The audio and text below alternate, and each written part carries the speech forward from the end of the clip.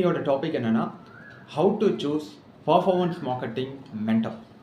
Performance marketing மென்டரை எப்படி நீங்கள் சூஸ் பண்ணுறதுங்கிறது தான் ஷார்ட்டாக சொல்லிடுறேன்.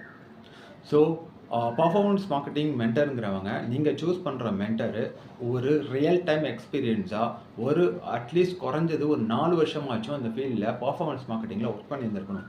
ப்ளஸ் அவருக்கு எது பண்ணணும் எது பண்ணக்கூடாதுங்கிற ஒரு டிஃபரன்ஷியேட் தெரிஞ்சிருக்கணும்.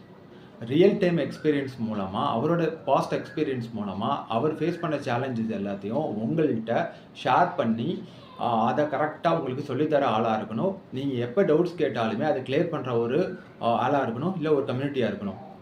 ஸோ அந்த மாதிரியான ஒரு மென்டரை நீங்கள் சூஸ் பண்ணுங்கள்.